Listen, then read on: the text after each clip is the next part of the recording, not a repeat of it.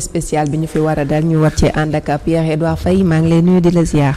maa ngi lay fay Adji Ndeye Kouna di mon ami Seydina di am mbégte di ko retrouver di am mbégte tamit di dalal sunu gan di Baba Tandian nekkoon président fédération sénégalaise bu basket tey ñu war a mën a évaluer campagne bi Sénégal jóge ci basket ci CAN bi amoon fële ca Abidjan te Sénégal mujjee jël 4e mu nekk lu rare quand même ci histoire u basketu Sénégal ndax Sénégal souvent bu nekkul P rek nekk 2 donc nag moom dina dellu si waat ci campagne bi ma am mbégte tamit di si ànd ak Djibi Niang nekk membre desk sport bu Walfadjri moom aussi mu may accompagner ci laaj yi président Baba Tandian maa ngi leen nuyu. waaw maa ngi leen nuyu waa Walfadjri di leen nuyu Pierre di nuyu soxna si di nuyu auditeurs yëpp ñaa vraiment di kontaan lool tey ma ñëwaat ci béréb bi fii je crois que gëj naa fii ça fait presque 6 ans. 6 ans dafa bari. ngeen may ma tuuti rek ma nuyu un peu la mémoire borom kër gi Sidi Lamine Niass suma xarit benn bakken moo wax loo xam ne peut-être que sénégalais xamuñu ko. J'ai été patron de presse pendant 20 ans. Je suis vice-président des juristes de presse du Sénégal aujourd'hui. Si je le suis, si je l'ai été, c'est grâce à Sidi Lamine Niass. Ça, je me rappelle, c'était dans les années 1995-96. Il avait tellement de problèmes à l'époque avec le groupe Ersan, qui était là à l'époque, ben rotativement à mon Sénégal pour tirer son journal. Et comme lui, c'était un révolutionnaire un peu au sein de la presse.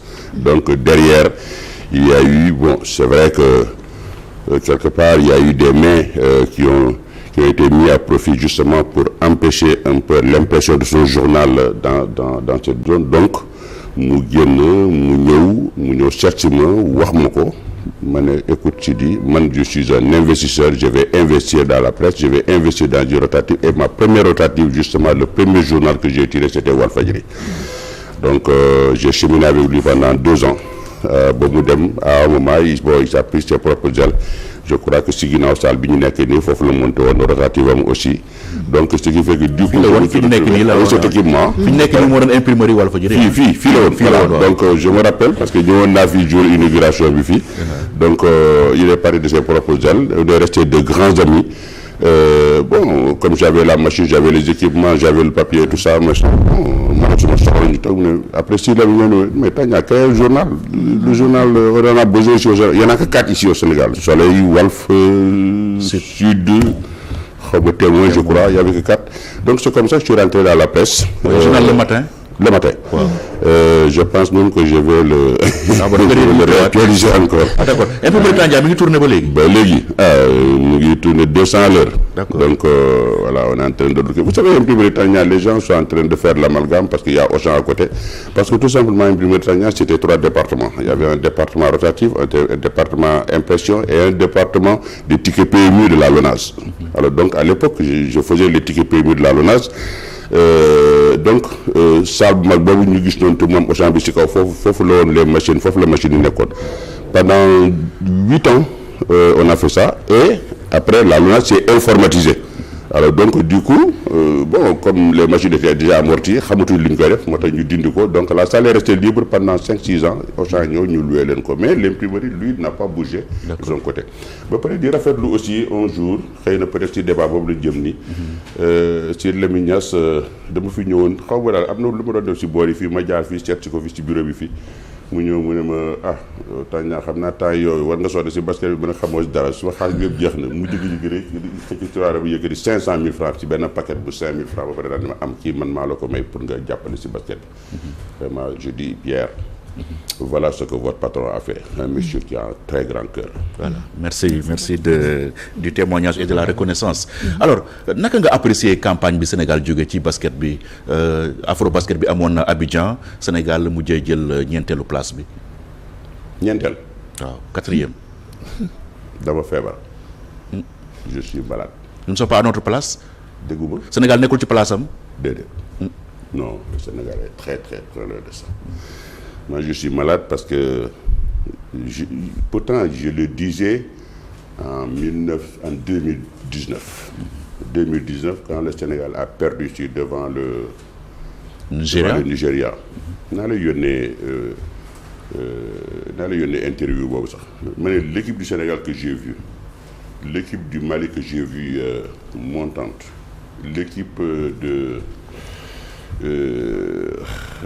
pas Madagascar qui Mozambique ou bien Mozambique monter ces jeunes de 17-18 ans. Quand je les ai vus jouer, j'ai dit si le Sénégal ne rectifie pas le tir, rectifier le tir, ça veut dire créer une école de formation, surveiller les jeunes, faire de la détection, partout dans le Sénégal, seet fa xale yi du jeu basket ñu former leen comme faisait à l'époque Ado Sano avec le Pajoli. Je dis si on ne fait pas ça, je vois pas le Sénégal, waxuma la sax dem finale, mais je ne vois plus le Sénégal monter sur le podium. dañoo dormir comme ça. dañoo dormir sur nos lauriers. dañoo dormir sur nos lauriers. xaaral rek naa expliquer lu tax ñu nelaw sur les lauriers. je vais te dire c'est une histoire de foot, c'est une histoire de fric. C'est une histoire de sous. Et je vais vous dire le pourquoi. Mais le Sénégal risque de ne pas monter sur le podium. te ni ma ko waxee noonu la amee. si Afrobasket bi si topp le Sénégal a terminé 4e. Maintenant. Bon, en 2023, ils ont réussi à aller en demi-finale ou en finale. En finale. Mais après, c'est reparti. Parce que tout simplement, on ne forme plus à la base. Babacar Ndiaye, tout ce qui l'intéresse, c'est l'événementiel. L'événement, moins championnat d'Afrique, Coupe du Monde, fenêtre ceci, fenêtre cela, là où il y a de l'argent. Là où il y a de l'argent, et de l'argent il en a eu à l'époque avec l'ancien ministre Matar Ba, l'argent a coulé à flot, contrairement à moi de mon temps où dama yore woon un peu, comme on dit, suma potu tomate, comme talibé yi di yalwaan, je rentrais dans tous les bureaux comme chez vous ici, comme je l'ai fait avec votre patron. C'est ça, mais au temps de Matar Ba, il faut dire que l'argent a coulé à flot. On va y revenir et je vais vous expliquer le scandale qui s'est passé en 2019 avec l'Afrobasket, avec les 1 milliard et quelques que Babacar Ndiaye a reçu, dont on ne sait même pas qu'est-ce qu'il en a fait de ces 1 milliard. Et quand je sais qu'un Afrobasket, il en faut moins de 80 millions pour le faire parce que j'en ai fait 4. J'ai été un ancien président là. Je suis le seul à pouvoir le dire parce que j'ai des preuves par rapport à ça. Et donc. Et quand tu es président de la fédération, tu as gagné Afrobasket? Non, j'ai jamais gagné. J'ai jamais gagné. Quand j'ai pris la fédération de basket, c'était en 2010. 2010, le Sénégal avait terminé 9e au championnat d'Afrique de Libye. 9e. Bob Tambou aussi, le Sénégal, c'était au temps de Alioune Badara. Le Sénégal, Alioune Badara faisait à peu près la même chose que Babacar Ndiaye. Sauf que Alioune Badara, lui, il avait la volonté de faire, mais il n'en avait pas les moyens. Mais Babacar Ndiaye, lui, en a les moyens, mais il n'a pas de volonté. C'est aussi simple que ça, tu vois. Alors, donc, l'équipe du Sénégal était 9e. J'étais en Libye, donc j'étais parti en tant que spectateur. Je ne jouais rien, je ne faisais pas partie de la fédération, je suis parti avec mes propres moyens. J'ai vu le Sénégal a terminé 9e. Ici, ils sont allés en Coupe du Monde au Brésil. Et ils ont joué la finale de la Coupe du Sénégal ici, toujours en 2009. Et il y avait à peine 200 spectateurs dans le stade Marius Ndiaye. Et je dis, nous on a trouvé ça scandaleux. C'est-à-dire, nous les anciens basketteurs, il y a moi, Moussa Touré, Mathieu Faye, Adidas, et on s'est regroupés. On a dit non, mais ce qui lit, ça ne peut pas continuer. Et on est allé à l'assaut de la fédération. Et c'est comme ça qu'on les a déboulonnés. Et moi, mon premier championnat d'Afrique, c'était Madagascar. Donc il me fallait reconstruire l'équipe. Donc j'ai pris Ado Sano qui a fait un excellent travail, qui ne courait pas derrière l'argent, mais qui courait plutôt derrière les performances. Et je n'ai jamais vu Ado Sano, quand il y a un championnat d'Afrique ou un déplacement à l'extérieur où il y a de l'argent, parce que tout le monde court derrière ça, tous les gens qui gravitent autour de Babacar Ndiaye, c'est uniquement pour ça, parce que c'est pour pouvoir avoir des périodes. Donc, ni gravité si Babacar Ndiaye, c'est pour pouvoir voyager avec Babacar Ndiaye pour am ay périodes. Donc, mais Ado Sano, lolu fekk ko ci Ado Sano vraiment dafa dem tabax basket bi autour de moi, dem lolu la wax créer le Pajoli, c'est-à-dire que la détection des jeunes un peu dans toutes les régions. Ñu def monter équipe bi ba nga xamé né ñu commencé am benn équipe bu stable.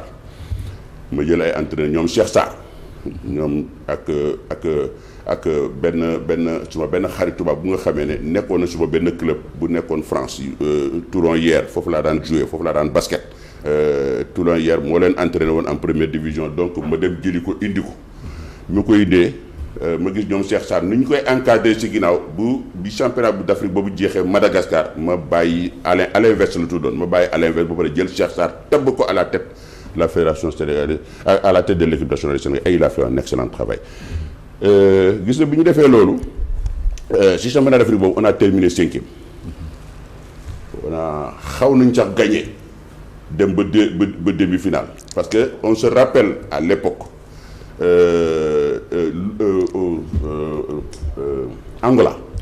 Angola moo doon teg ndawal ci basket bi Angola comme ni Nigéria def nii ci jigéen ñi Angola dafa tegle 5 finales gagné 5 finales yëpp nekk 5 fois champion d'Afrique d'affilée Angola boobu lañ dem dajeel nag demi 8e de finale Madagascar mais ñëpp ne Angola bon dañuy xool nan lañ ñuy coobee daf ñuy lekk ak hors d'œuvre wala daf ñuy lekk ak maafe wala daf ñuy lekk ak ceebu jën wala daf ñuy lekk li ñu jàpp Angola keroog Viendooy la def benn match boo xam ne ba ñuy dee duñ ko fàtte mais jàpp Angola wulli boo xam ne Angola a eu sa première défaite en 10 ans donc moi je commençais à avoir de l'espoir c'est-à-dire que la reconstruction commence à se faire malheureusement ñu daje Côte d'Ivoire nag moom c'est vraiment notre bête noire Côte d'Ivoire dañ ko jàpp en match de poule dóor ko ay dóor yu métti yoo xam ne mais ñoom seen bopp bi ñuy dem sax dañoo xamuñ sax fu ñu fàtte seen dàll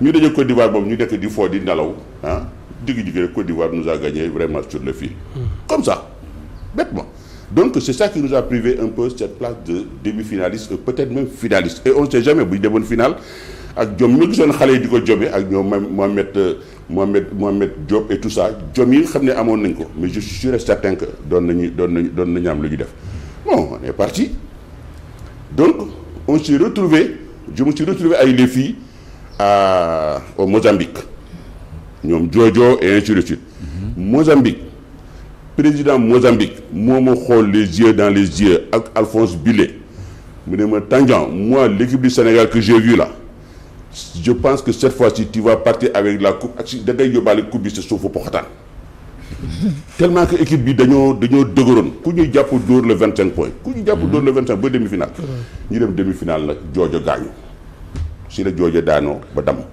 blessure Joojo ba waaw te ñu ni amu woon assurance bu ko jël en charge assurance et tout ça te Joojo mais loolu sa responsabilité la woon en tant que président non Joojo amoon na assurance mais c'est-à-dire que l'assurance nangu ko woon couvrir compte tenu nu mu gaañoo bi ñu ñëwee ñu génne ñu ci basket bi mais Joojo pertut man Tandian maa ko faj maa dem Italie fekk ko foofu yóbbaale xaalis faj ko président Macky Sall may na ko xaalis et ainsi de suite gars yi di fuuf lekk xaalis bi waaw fii la leen fekk mais dama ko faj et puis Joojo est revenu ba joué waat équipe nationale ba nekk fi champion d'Afrique ak Babacar Ndiaye mooy ci période bi ñu dàqe woon la donc xam nga ci bi Joojo gaañoo alors il s'est passé loo xam ne man mënuma ko nettali parce que j'en ai pas la preuve aw ma preuve bi parce que derrière dañuy doon suxlu fii à part de Dakar pour que yenn filles bu ñu jouer ci équipe bi keroog ce jour-là et j'ai remarqué ñaari filles yu nga xam ne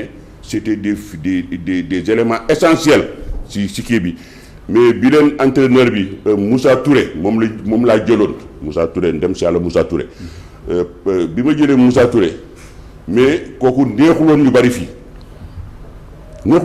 et puis victoire Baba Tandian c'est vrai que neexul loolu moo indi woon boole bi si U18 yi ak seen âge yi te dinañ ci ñëw parce que Yacine Diop boobu moo taal safara boobu yëpp Yacine Diop bi ngeen gis nii moom moo taal safara bi à l'époque elle est venue avec des U18 avec son âge de 23 ans dañ ko fraudoon dañ kaa fraudoon quoi waaw mais bon ça man yëguma tinuma xamuma mais man Yacine Diop je la connaissais pas Yacine Diop bi ñu koy jël à l'époque elle avait 23 ans ñu dem boole ko ci U18 yi aujourd'hui Yacine Diop aujourd'hui a 30 ans sur les licences mais elle a 35 ans loolu kenn du ko weddi Yacine Diop FIBA ñoo détecté fraude bi FIBA dañ ko bëggoon a sanctionné à vie man maa jël suma avion ànd ak Atoumane Gueye Atoumane Gaye mu ngi fii di ma seetaan te du ma weddi. ma dem fekki Billé Abidjan ma ne Billé yow cette femme là cette fille là. ñun on la connaissait pas. elle a diminué son âge pour aller étudier aux États-Unis ñoom ñu sélectionné ko indi ko ñun on n'a rien à voir là-dedans âge bu mu am ñun moom la ñu jël. Billé ne ma oui mais on a sa licence où elle a joué et tout ça machin xaw ma la ils avaient sa première licence. Billé ne ma non Tania kii on va la sanctionner sinon man convoqué woon nañ ma Genève ma dem toog foofu je me suis défendu boobu l'ancien président mu ngi toog Ablaye Seye ak ñoom Gorane ak ñoom ñëpp ba ma seetal suma der 8 ñu ne ma léegi naa sanctionné entraîneurs yi comme ça ñu effacé man entraîneur mënu ma leen sanctionné j'ai un dernier coupe d'Afrique à faire c'est-à-dire que moom mooy Côte d'Ivoire bu ko ma defee maintenant nag je vais sanctionner ba gis nga bi ñu ko defee affaire bi daal noonu la dem ba ma jàpp naxante ak Billé ndax xam ko Billé suma xarit la ma ne ko ma jaay ko ma ne ko booy Billé on est des Africains ne fais pas ça cette femme là sa mère a tout vendu pour l'amener aux États-Unis si tu fous sa carrière en l'air ça t'apportera rien moi ça m'apportera rien mu ne ma mais Tandian si je la sanctionne pas toi tu vas être sanctionné hein je dis c'est pas grave moi je m'en fous moi le basket il est derrière moi il est plus devant moi noonu laa def ba Yacine Diop Diallo Yacine bu may dégg nii ma ne ko Yacine bu ko jéem a weddi parce que Billé mu ngi fii mu ngi dund kii Atoumane Gaye mu ngi fii mu ngi dund. D'accord bu ma kenn weddi. D'accord Djibi. Directeur des compétitions Atoumane Gaye directeur des compétitions. oui au niveau donc de la fédération sénégalaise de football. donc Babacar Niang dégg nañ le président ñu lay nuyu ba encore une fois am mbégte dara la kon ci suñu plateau mais ñun souvent comme si que dañuy yaakaar ne Babacar Ndiaye dafa am benn problème personnel avec maître Babacar Ndiaye ndax souvent saa bu ñu jugee Afrobasket def échec day jël lépp gàddu ko ci maître Babacar Ndiaye te bu ñu xoolee pourtant def nañ préparation bu baax jot nañ def stage de 3 jours à Dakar stage déjà à Dakar dem Saly def stage mais def nañ 2 matchs amicaux benn victoire benn défaite waaw justement loolu rek donc entamé l'Afrobasket gis nañ également def na des démarches il a sorti beaucoup d'argent pour faire venir Léna Timéra déjà avec Astou Gaye également bi xam te ne balaa yàgg ne nañ mën na am également mu am éligibilité pour mën a ñëw rejoindre les Lions déjà c'est des démarches yoo xamante ni fédération sénégalaise de basketball mi ngi koy def pour rek uniquement pour rehausser le niveau de notre basket tey loolu est-ce que jàppoon tamit Babacar Ndiaye le problème se situe ailleurs. c'est on peut pas parler le même langage parce que xam nga man basketteur la dama basket ma nekk ndaw ba international ba nekk professionnel ba ñëw ñibbisi lépp lu ma am ci Sénégal fii basket bi moo ma ko may donc je connais le basket au bout de mes doigts Babacar Ndiaye xamul basket musul basket ñu mu nekkal kenn musu ci basket ñu mu nekkal fédération kenn musu ci basket à part Gorgui Sy Dieng et puis bon Gorgui Sy Dieng sax bëgg naa xam sa fan la nekk c'est à début parce que réer nañu depuis maintenant un an et demi ne woon naa leen fii Ndialbène Babacar Ndiaye di ma ne non on va faire des trucs en vidéoconférence parce que Gorgui Sy Dieng il est occupé machin ñama mais ça fait quand même 15 mois que Gorgui Sy Dieng est occupé ça fait 15 mois que Gorgui Sy Dieng ne vient pas et en tant que professeur Gorgui Sy Dieng tous les 3 mois mu ngi Sénégal alors laaj leen dama bëgg ngeen laaj Gorgui Sy Dieng lu tax ñëwul Sénégal c'est le seul joueur de basket dans cette fédération là et puis en tant que premier vice-président il n'assiste pas aux réunions depuis 15 mois kenn gisu ko il est toujours premier vice-président c'est complètement démagogique amul bopp amul genn. moom la bi ñu toll ni kay réunion en ligne la gars yi gën a privilégié. àdduna bi ñu toll ni kay réunion soxlawul ngeen toogandoo yéen ñëpp. waaw mais nit ki mën a nekk Australie nga nekk Dakar ngeen di réunion. bul nekk premier vice-président nekkal 4e 5e 10e boo xam ne soxlawuñu la mais premier vice-président c'est-à-dire président bi bu nekkul mooy yaay président. c'est ça la différence. mais élection 27 mai passé 2023 moo tax mu nekk premier vice-président derrière maître Babacar Ndiaye après ce large succès bi nga xam te ne amoon na ko devant Pathé Keita bi nga xam te ne moo nekkoon sa protégé. non c'est-à-dire que ñaa bu ñu dispersé wu. c'est-à-dire que benn question nga posé bàyyil ma tontu si question boobu. c'est-à-dire que da nga ne ma Babacar Ndiaye ban problème la am ak Babacar Ndiaye amul benn problème ak Babacar Ndiaye. moi j'attaque pas Babacar Ndiaye l'avocat. bon je suis pas fou pour l'attaquer parce que je connais rien de la justice. bu ma fi nekk di werante ak moom parce que mooy werante ak moom daf may dugal si jaanu pax mais basket bi mun naa werante ak moom.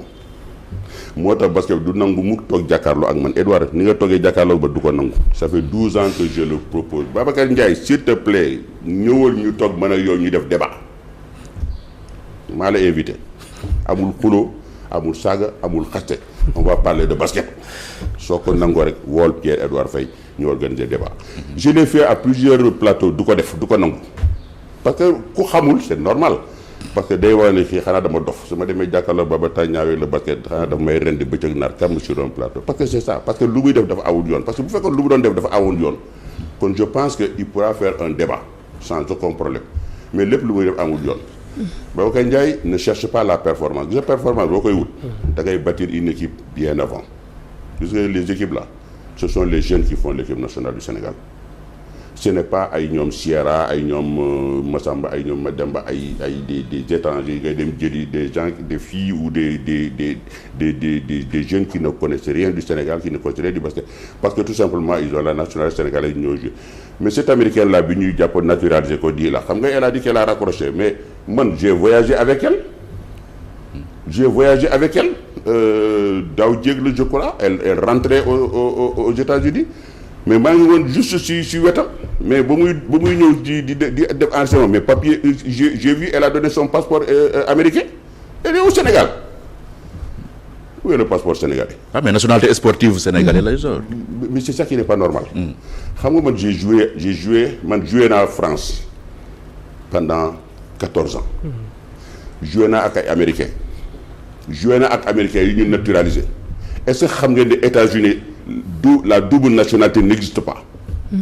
c'est-à-dire que boo bëggee boo bëggee ñu naturaliser beneen dëkk da ngay dem d'abord c'est-à-dire que dëkk bi lay naturaliser ministère de l'intérieur wala je ne sais pas yu mel noonu ñoom dañuy bind États-Unis ñoom États-Unis foofu ñu dem maintenant ne xool sa acte si acte civil bi tout ça say document ñu indi ko xëj c'est-à-dire que tu renonces à la nationalité américaine. man joué na ak Paul McKinney Paul McKinney c'est américain la bu ñu doon joué Kabour ñun ñaar mais bu ñu ko naturalisé français mais ça a duré 2 ans il a renoncé à sa nationalité mu am nationalité française yaay jox ko passeport français donc aux yeux des Américains maintenant on le reconnaît plus comme américain normalement noonu la war a nekk mais bu fekkee dañ lay jox kayit pour nga jouer ak kayit bi rek boo paree jouer rek nga sànni ko si mbalit waaye loolu dafa rafetul la fille là passeport sénégalais bi keroog kii fii bu ko mënul sànni si mbali bi sax bu ko demee foofu pièce de collection la koy def donc xam nga. loolu quand même elle défend hautement et crânement les couleurs du Sénégal quand même. elle défend rien du tout. elle défend sa bouger doo sentir que ni kii. elle défend rien du Sénégal wala leneen. dafa mi ngi défendre suñuy couleur wax la waaye c'est-à-dire que man bëgguma ko xas parce que jotoo maa moom dara sincèrement. kon yow àndoo ci naturalisation des Américains àndoo ci ñoom. non je suis pas d'accord. mercenaire la rek voilà parce que aujourd'hui la demande elle est très forte américains yi bëgg a am nationalité sénégalaise. sénégalaise malienne et tout ça surtout dans les pays d'Afrique elle est très très forte parce que tout simplement daf leen di permettre ñu jouer en Europe avec ce passeport là mais en tant qu'américain en Europe parce que championnat par exemple français tu ne peux pas jouer avec un autre américain 2 américains en même temps man temps yi ma doon jouer à un moment il faut 2 étrangers à un moment ñu arrêté ko loolu moo waral sax ñun ñëpp on nous a naturalisé français ñun man mii di wax ak yéen j'ai un passeport français mais je l'ai eu à partir du basket mais bi ñëw Sénégal dama jël passeport français bi def comme ni américain bi def rek mën na ko surux suma biir tiroir du voyage suma passeport sénégalais loolu laa def parce que moom laa gëm donc bu ñu daan jël ñaari américains yi ñu dindi benn américain bi parce que tout simplement dañu bëgg a rationaliser pour que français yi mën a jouer léegi maintenant nag pour club yi aussi gën a am doole parce que foofu dafa am ay paliers bon américains yi ñoo gën a ay bon sénégalais yi ñoo si topp ñoo gën a ay français yi donc ce qui fait que les sénégalais étaient très recherchés loolu maintenant nag amoon nañu benn avantage nag si américains yi c'est-à-dire que ñun en tant que pays francophone on avait le droit de demander la réintégration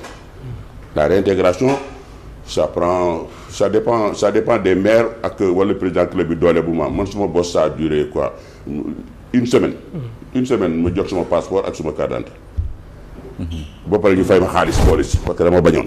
D'accord.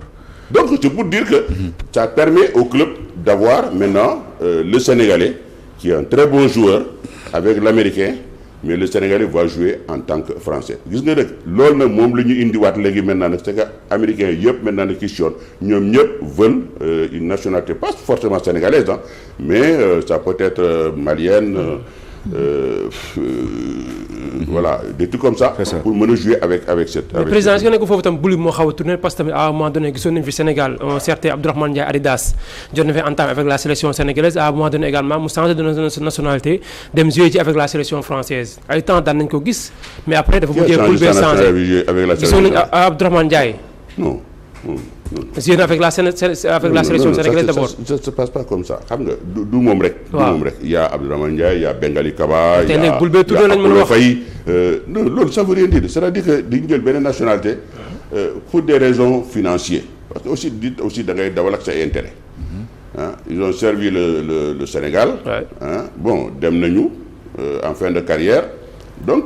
pour un problème financier donc ils monnaient leur talent fu ñu bon la France à un moment soxla na leen comme Bengali Kaba ak comme Mathieu Faye comme pas Mathieu Faye kii même Mathieu Faye ah ci la bokkoon je crois ak Adidas ak Apollo Faye bon def nañ seen carrière léegi jeex na ñun ñëpp on est dans le même lot parce que tous les internationaux sénégalais yi fii yi nga gis yëpp ñuy jouer France la plupart 90% ñoom ñëpp am nañu nationalité française par la réintégration ça c'est pour pouvoir jouer avec et puis avantage bi mooy boo ko amee maintenant nag bon day topp say doom ñoom ñëpp ils ont ça leur permet de dem jàngi dem tout mais li ma bëgg wax si Babacar moom mooy Babacar Ndiaye dafa bëgg événementiel parce que équipe kenn du ko tabaxee noonu équipe da nga koy construire autour des jeunes yi ngay am détection des jeunes ñuy yéeg di yéeg nga nangu see def xaalis man Mathieu Faye woo na ma keroog Mathieu Faye qui fait un excellent travail ak avec le basket là ak si zone 2 bi. mi ngi woon Abidjan. il est à Abidjan. Oui. Il est arrivé hier soir là. Oui. Mais Mathieu Faye fait un excellent travail il crée ay tournois ay jeunes et ainsi de suite man dafa ma woo mu ne ma mais dafa def benn tournoi jeune bon dina demander Babacar Ndiaye nee na moom du bokk des U16 pourquoi Babacar Ndiaye nee na du bokk. bon man comme amatuma wax ak Babacar Ndiaye moo tax man woo ma ko mais su fekkoon loolu la woon mais naa ne Babacar Ndiaye man les U18 là yooyu ñu boole woon fii mais parce que tout simplement Babacar Ndiaye dit que amul xaalis bu mu leen di financer bu leen di dawale lu mu leen di kii si jamais il se qualifie il faut mu yóbbu leen Coupe d'Afrique xam nga ça se passe à Madagascar ou quelque chose au Mozambique nee na moom amul xaalis mais yow président buy raisonner noonu vous croyez que c'est normal ñii nekk ak en équipe première léegi maintenant ñooñu dañuy màgget léegi bu ñu màggetee tu vas les remplacer par quoi par qui mais c'est ça le problème de Babacar Ndiaye parce que tout simplement il ne connaît pas le basket et c'est pour ça moi j'interpelle la ministre des Sports mais madame le ministre s'il vous plaît mais de faire quelque chose et puis surtout que cette dame là connaît bien cette maison là parce que ci la nekkoon xam na Babacar Ndiaye mooy lan xam na basket bi mooy lan xam na sport bi muy fonctionner donc le problème du basket sénégalais c'est Babacar Ndiaye loolu nga ñu bëgg wax mais xam nga wax bi dañ ko ñeme man Babacar Ndiaye man depuis 12 ans. ah depuis 12 ans day perte rek kooku la leen. ça va marcher la prochaine fois. Depuis 12 ans on entend le même scénario. Depuis 12 ans. Mais ça va changer que nous on parle pas de la Coupe d'Afrique. mais on parle du devenir du basket. loolu la ñu wax mais Babacar Ndiaye dañuy dimbali ngir yàlla li lay wërsu man daal vraiment damay ñaan sax waa. mais jéemul rapproché wu ci yow pour nga jox ko expérience yu mu mën a partager si jéemul rapproché wu auprès de vous pour nga partager ko expérience. nga coaché ko Babacar Ndiaye ay ndunguru la bugg ay ndunguru la bugg te man du ma ndunguru. ñi wër Babacar Ndiaye ñëpp. Regarde par exemple li xew ci championnat d'Afrique fii man j'ai eu l'information maintenant nag ça reste à vérifier. Air Sénégal moo doon sponsor mais xoolal tous ces Émirats ñoom ñëpp dafa leen jox billet d'avion ñoom ñëpp ñu dem foofu. même góor ñi tam moo leen war a yóbbu Angola Air Sénégal. même góor ñi. moo leen di transporter en Angola. waaw c'est un partenariat signé entre la fédération et Air Sénégal. loolu non partenariat ak Air Sénégal Air Sénégal aussi dafa war a réfléchir parce que Air Sénégal lu muy def ni il ne rend pas service man dinaa ko wax directeur Air Sénégal parce que il rend pas service au sport sénégalais parce que xam nga lu tax ma ne il rend pas service au sport sénégalais damay jël man suma kaaman à un moment bi ma ne Adou Sano mais dañoo sonn toujours équipe nationale garçon fii ñoom rek ñooy dem championnat d'Afrique man Adou Sano man doy naa si sa wéy ñii bu ñu màggetee léegi tu les remplaces avec quoi ci lañ jël maintenant nag commencé def la détection des jeunes ñu def suñu première équipe nationale U18 jigéen góor ñi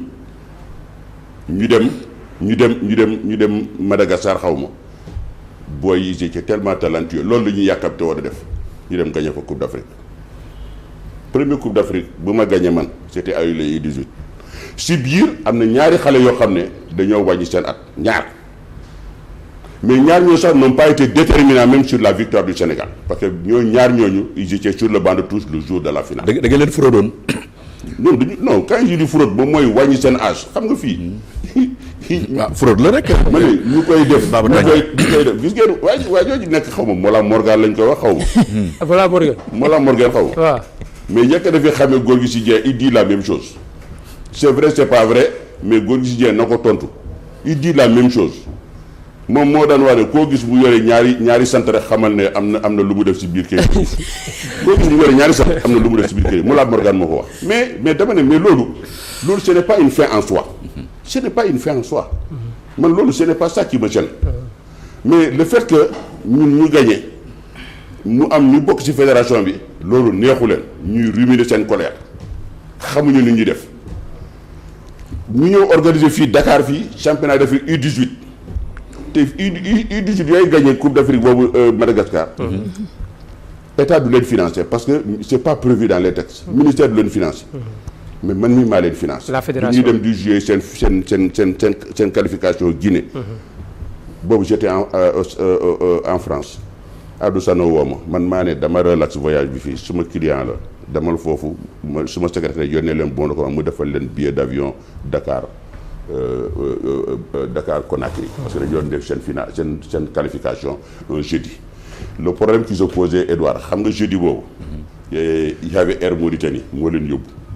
seen match bu ngi doon jeex 17h Air Mauritanie devait revenir à 17h au Sénégal Air Mauritanie boobu bu ñu ko raté woon dañ fa doon toog pendant une semaine yàlla def nag ma am benn rapport particulier avec directeur Air Sénégal Air Mauritanie plutôt Air Mauritanie parce que je vais très souvent en Mauritanie moo woo directeur bi ma ne ko mais suma équipe day jouer suma xale yi dañuy jouer Conakry te seen match buy jël 17h dégg naa sa avion bi 17h lay ñibbi waaw dama dimbali nga seet noo ma koy defaree. ñu waxtaan mu ne bon je te rappelle xam nga qu'est-ce qu'il a fait à ma grande surprise il a raté le vol il a reculé le vol du départ à partir de Nouakchott le vol est arrivé à Conakry à Dakar ñu embarqué xale yi le vol dem defi yeneen tournée je crois dafa doon jaar Abidjan et ainsi de suite le vol est revenu là-bas à Conakry à 19h30 ba pare jël xale yi indi leen j'étais tout content donc xale yi maintenant il fallait maintenant financer pour ñu dem Madagascar jouer Coupe d'Afrique bi j'ai eu la chance Malick Gakou moo nekkoon ministre des sports Malick Gakou moo ma jàppale financièrement ak yeneen sponsor xale yi dem ils ont gagné la coupe alors après on a récidivé avec les filles xale yu jigéen yi ñëw fii ñoom ñu dem fori Yacine Diop xaw ma fan Yacine Diop maintenant elle a été palpitante ce jour-là avec ses 23 ans xaw na rey xale yi boobu loolu moo maire loo waa FIBA ñu ne mais yow kii maire bi naka la mën a jouer ak ay xale yu ndaw ba pare mu nekk fa MVP mooy meilleure joueuse donc c'est ça qui a énervé avec FIBA man li may doon ni information laa leen jox c'est ça qui a énervé FIBA man naxante waa FIBA naxante boobu ba ñu bàyyi ko parce que dañ ko doon nar a sanctionné à vie dootu doon joué au basket Yacine dama lay wax leen gis nga bu ma demul woon ak Atoumane foofu seeti Billé man yow laay waxal ma demul woon ak Côte d'Ivoire ak Atoumane Gaye dem toog ak Billé waxtaan Billé sensible Billé kon tey nii dootoo joué ci basket ba il a yomi di Seydina. waaw au fait man ba ma déglu Baba daanaka moom dafa jël ay groupe yi féetale ko boppam quoi c'est-à-dire que moom moo gagné coupe moom moo détecté ay jours. gañewul ma dara moom moo def jaloore quoi.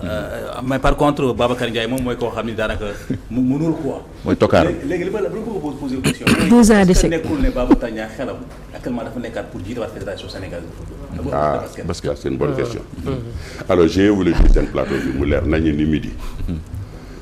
fédération fas yéene ma fa dellu naruma fa dellu te ilaa yawmi diini du ma fa dellu xam nga leer na. soxla ma poste Babacar tey ku jël fédération basket tey waat naa ko si àll di nga jaay ba jaay sa tubéy waaw man mii maa leen ko wax. Babacar Ndiaye aujourd'hui traîne d'après les présidents de club traîne presque une dette de plus de 100 millions. 100 millions. te pourtant am na xaalis lu tax du fay bor yi xam nga tey man su ma la yow en tant que président de club su ma la jaayee joueur. su ma la jaayee joueur par exemple 3 millions wala 4 millions wala 5 millions joueur bi à peu près am na 300 000 wala 150 000 wala 200 000 léegi mais xaalis bi du ma ko jox joueur bi du ma ko jox fédération laa koy jox. fédération jox ma licence transfert joueur bi beneen si sa club yow léegi fédération léegi daf siy jël pourcentage am lu ndaw ba pare delloo ma xaalis mais fédération du ko delloo moi j'ai été président de Saint-Louis basket club def naa ko mais man ba ma fay jógee man xaalis bi ma defoon transfert gi man fédération bu delloo ma ko ba tey ak prix yi nga xamee ne am nañ ko bu ñu gagné coupe yéen vous avez vu la sortie de la douane ici non ville de Dakar. ville de Dakar oui. génn nañ fi génn bu tàng jër. que Babacar Ndiaye amee leneen xaalis ils ont même di xaw ma ay 40 millions xaw ma 50 millions de tout mais dafa bari te yooyu yëpp boor yooyu ñu ngi tegloo foofu peut-être ak yeneen boor yoo xam ne xamuñu ko moo tax ma ne tey ku jël fédération bi tey mais tu prends une fédération midée. mais foofu tam tontu na leen de bañ ko waxee la leen tontu benn communiqué ne ñoom seen xaalis bi ñu koy jiiñ dafa leen ko remboursé par des billets d'avion ba ñu waree dem participer si la Basketball Africa League. communiqué boobu la fédération génnee. fa des billets te ñoom ñoo ko accepté. pourquoi yooyu seen problème la. seen force la loolu man sama yoon na ko si. mais man tontu la rek ma gàtt. fédération bi soxlawu ma ko bugguma fa ñëw bugguma fa taxaw moi je suis un ancien président de facto je suis un président d'honneur même si fekkee Babacar Ndiaye nanguwuma jox suma gëdd sur ce côté là. mais il n'a pas le choix te loolu il ne peut pas effacer l'histoire la preuve boo demee fédération da ngay gis photo Ablaye Seye photo Djibokor photo lii photo là moom mu dem jël photo am taf ko foofu normalement war ko fa taf photo sa photo ne fa waroon na xaar ba ñuy dàq ko wala moom mu démissionné wala moom mu bàyyi bu boobaa maintenant nag comme c'est un ancien président celui qui vient il est obligé et tenu de mettre sa photo c'est ça loolu lañ fi xam. alors man un jour dama xuloo woon nag xaw ma kan laa xuloo woon moom laa xuloo woon d'ailleurs ñoom Tafa Gaye ak ñoom ayaay ñëw wax ma nax ma ba ma pour ma dem jubóo ak moom. après c'était la seule fois où je suis retourné à la fédération toog jàkkaarloo ak Babacar Ndiaye. alors j'ai vu en haut du mur j'ai vu ma photo et pourtant on m'avait dit qu'il y avait pas de photo après partir de man mii maa ne Babacar Ndiaye tu n'as pas le droit Baba Tandian c'est un ancien président de fédération tu n'as pas le droit photo da nga ko war a lonk fii. bu àdduna di jóg. et comme ñu ñëwul paate. donc mu longo foral. gis nga man loolu rek laa fa am. 5 minutes moo ñu dese moom mooy suma privilège quoi y a rien d'autre mais je dis j'ai pas besoin de la fédération. maintenant nag par contre s'il y a un jeune comme Pathé qui veut prendre la fédération su ko jëlee ñun dinañ ci dugal xar suñu tànk tubéy parce que comme je te dis encore que basket bi suñu xol la nekk on fera tout pour l'aider pour que basket bi soxaleeku et puis basket buy soxal ko dañ koy wax na dem uti la décision des jeunes que plutôt dem di jël ay mercenaires et puis on a de très bons encadreurs ici parmi les entraîneurs mais qu'est-ce que ça veut dire d'aller chercher la mais américain bi xamul dara. xamul dara. mais aussi. te mu jëloon afro basket bi ak Nigéria. oui bien sûr. ñëw dóor Sénégal fii à Dakar. mu ne la mooy Nigéria ñoo aay yéen vous n'arrivez pas à comprendre yow gis nga waa ji Sud-Soudan bi Sud-Soudan. mosuñu jouer afro basket. waaw ñu ngi dañ leen invité waaw qualifié wu ñu woon sax invité. pour ñu parce que comme seen góor ñi font des performances. ñu invité jigéen ñi. un pays en guerre un pays en ruine. kooku moo jàpp Sénégal le grand pays du basket. il y a troisième place plusieurs fois champion d'Afrique mu jàpp di ko wuli. 4 minutes moo ñu dese léegi et puis question courte réponse brève. waaw s'il vous plaît waaw. mais entraîneur bi bu xamoon dara. mais yow duñ la jàpp mën a sa équipe ñu mën a ko xamoo 10-0 12-0 14-0 ba pare nga taxaw di xaar mais man 4-0 6-0 temps war lay demandé yoo xale yi gësam leen yëngal leen xëy na bu ko defoon tey xale yi aurait pu renverser la ba pare mais dañu demoon à un moment elle jouait avec la peur au ventre. c'est ça Seydina rapidement 4 minutes rek moo ñu dese ah. en fait question bu ko bëgg poser mooy que dafa amoon benn bon ba ñuy suivre dëgg basket. sama classe gi lay wax. dafa benn tournoi boo xam ne dafa ma intéressé mooy tournoi Rennes ak roi du basket. est-ce que loolu mu ngi am ba tey ci basket bi. dama ngeen laaj ko Babacar Ndiaye. amatul roi ak Rennes. li ngay ren def saxaat tabaski. ren di roi Rennes bu baax bu jekk moom ak Serigne Boub la day ñoom ñaar la. Pourquoi Serigne Boub pas Serigne Boub CCBM Serigne Boub Petrosen ñoom ñaar la basket bi roi Rennes c'était le fleuron du basket. et ça xam nga le dernier roi Rennes muy Ndeye Sène ak Vieux Ndoye xam nga ñaata la ñu amoon près de 35 millions CFA oto kër villa 3 pièces titre foncier ciment 50 tonnes frigidaire congélateur side by side loolu la ñu amoon pendant tout mon magistère te ba may bàyyi j'avais 2 villas de 4 pièces titre foncier yoo xam ne dama ko waroon joxe l'année suivante far ñu dàq ñu si année boobu te ñu dàqee ma dem Mamoun Samb ma jël ñaari caabi ma ne ko Mamoun say caabee ngi nii voilà ñun on est plus dans le basket mu ne ma mais président jox ko président bu bees bi ñoom ma ne ko mukk maa rek taalim si il n'a qu'à venir lui-même se débrouiller ngay jox ko donc c'est pour vous dire que roi Rennes c'était une invention du père Emmanuel moo ko créé woon mu nekkoon Saint-Michel pour booster le basket man je suis venu man bi ma ñëwee jógee France maa doon récompenser le roi et la reine ak révélation may leen benn télévision bu ndaw moo xam yaa ngi fàtte télévision yu tuuti yooyu te am biir bu rëy bi voilà moom laa leen doon jox 30 centimètres xaw ma 25 centimètres ma dem ba jëlee fédération bi nag ma ne Tandian non tu ne peux pas maintenant nag tu dois relooker la fédération ma koy relooker donc seulement nag la chance que j'ai eu je fais partie du patronat j'ai eu beaucoup de sponsors qui m'ont aidé ce qui fait que lépp li ma doon joxe si basket bi suma dernier roi Rennes 35 millions pour le roi 35 millions pour la reine mais suba ñaar dërëm demu si pour vous dire donc mais ñoom bu ñu ñëwee xëy na peut-être li ma mën a def mënuñu ko def Serigne Boub d'abord l'a tué tranquillement ba pare def ay roi Rennes ba pare di invité dans un restaurant foofu ñuy naan ataaya foofu xaw ma ay Coca-Cola foofu mais roi Rennes ça se passe dans le stade le jour J. waaw toute dernière question ginnaaw bu ñu génnee ci afro basket féminin bi ñu ngi jëm ci afro basket masculin góor ñi ca Angola naka nga ko gisee. je rêve non sincèrement c'est pour vous dire que moi Babacar Ndiaye j'ai rien contre Babacar Ndiaye. Babacar Ndiaye je rêve que tes garçons gagnent la Coupe d'Afrique des garçons. Non je le rêve pas pour toi pas pour yow mais je le rêve pour le Sénégal je le rêve pour le basket sénégalais. Vous avez remarqué bi Coupe d'Afrique jigéen ñu commencé malgré la défaite qu'ils ont eu ñu repêché leen comme vraiment une petite équipe minable ñu repêché la xoolal Sénégal bu ñu repêché comme une équipe minable mais kenn dégguma ma wax ngaanguma waxuma yow dégg ma wax liir nga ma fenn je n'ai pas fait parce que j'estime que la sérénité doit revenir dans la tanière. Et je ferai la même chose pour les garçons peut-être fii laay waxee peut-être suba gannaaw suba mais après c'est fini dootuma waxati je veux que les garçons yaakaar naa am naa yaakaar ci garçons yi daal wax dëgg yàlla am naa yaakaar te garçons yi rek bu ñuy gagné Babacar Ndiaye bu fi nekk na di jël wantaay ne di ëpp boppam di wax di yaakaar na moom moo gagné xamul dara entraîneur bi la preuve nekk entraîneur américain bi mbow na fi et puis yéen vous vous rappelez ñu bëgg a def benn stage États-Unis 10 jours 60 millions si la tébee naaw ma ne la mais kii xanaa di wér nañu mais 10 jours booy dem États-Unis boo eggee foofu di nga def 2 jours di ko nalaw avec le décalage horaire tu as 9 heures de vol nga war a entraîner nga war a dem xam salle bi nu mu mel et puis du wóor na ma ne du salle sax mooy saalu école yooyu parce que collège la saalu école yooyu yoo xam ne amul sax banc nga dem bëgg a entraîner foofu te boo entraîné foofu loolu entraîné foofu 5 jours wala 6 jours après nga jël avion ñëwaat nga amaat même décalage horaire te yow nga am marine nga yore arena fii